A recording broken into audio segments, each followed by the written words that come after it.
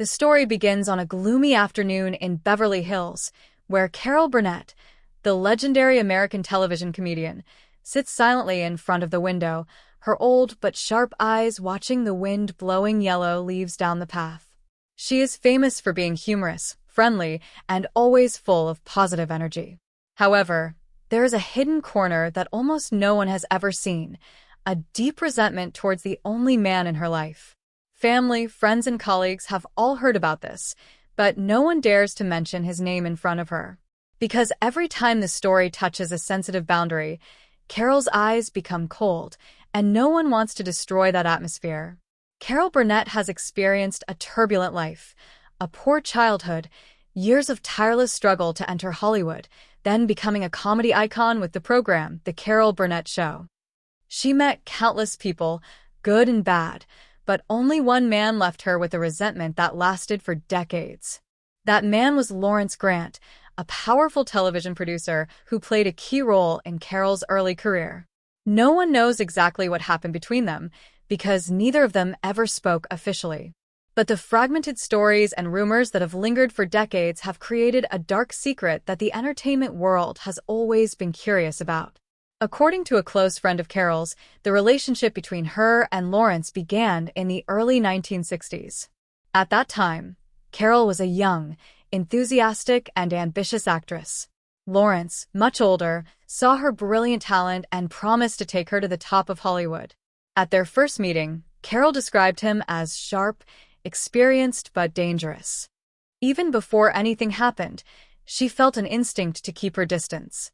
But for a young woman hungry for success, she couldn't refuse Lawrence's promising offer. Everything changed after just a year. At a big meeting at the television station, Lawrence made disparaging remarks to Carol in front of her colleagues.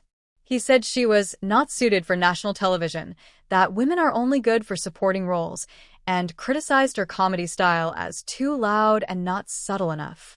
It was the first time Carol felt her self-esteem crushed. She left the meeting room in silence, but inside, her heart burned with anger she couldn't express in words. A colleague recalled, "I've never seen Carol Burnett look at anyone like that." It wasn't sadness, it was sheer disappointment. In the years that followed, the rift became an unbridgeable chasm. Lawrence Grant began to block many of Carol's projects. Every time she proposed a new show, he would either reject or delay it. Carol never openly expressed her enmity, but those in the entertainment industry knew that there was a secret war between them that would never end. Then, a miracle happened. The Carol Burnett Show debuted and became a phenomenon on American television, but without any participation or support from Lawrence. The success was like a direct blow to the ego of that powerful man. One of the show's longtime writers recounted, "Whenever his name was mentioned, Carol fell silent. She didn't yell, she didn't cry, but that silence was more terrifying than anything." Once, Lawrence appeared on set as a guest of a friend. As soon as Carol saw him, her face changed color. She left the show early that day, and no one was allowed to mention the incident again. Years later, a journalist asked Carol a seemingly innocuous question. "Is there anyone in show business you would never want to work with?" She smiled, a meaningful, cold, but determined smile, and replied, "There is one, but I will never say his name." To Carol, the name Lawrence Grant was unworthy of uttering.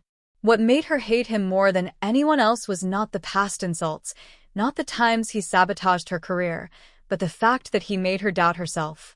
In a rare interview with a close friend, she once admitted, "He made me think I wasn't good enough." And that's the cruelest thing anyone can do to an artist. It wasn't until Lawrence Grant passed away that some people dared to speak out about what he had done. One editor shared a shocking story. "Carol was preparing for a new show, and Lawrence called me into his office. He asked me to edit the script so that Carol looked stupid. He said, 'Let her fail. I want to prove that I'm right.' I didn't. Carol was too talented. But that shows how much he hated her." It was the first time the public understood the real reason for Carol Burnett's deep resentment. A year after Lawrence's death, Carol Burnett appeared in a special interview. When asked about her past, she was silent for a long time before answering. "I don't regret it. The pain made me stronger. He wanted me to fall, but it made me stand up higher. Then she said something that made the entire audience speechless. The only thing I hate about him is that he never apologized. No one knows if she has forgiven or not, but her eyes, deep and calm, show that the hatred has become a part of Carol's life, a wound that will never bleed again, but will never completely heal. Today, when people talk about Carol Burnett's career, they remember her brilliant comedy, the laughter that resonated across America, and the warmth she brought to millions of viewers. But few people knew that behind that strong woman existed a story full of resentment, the story of the only man she truly hated. A hatred that did not stem from cruelty, but from spiritual betrayal. Not because he did not believe in her, but because he made her stop believing in herself. That was what had made Carol's heart ache for decades.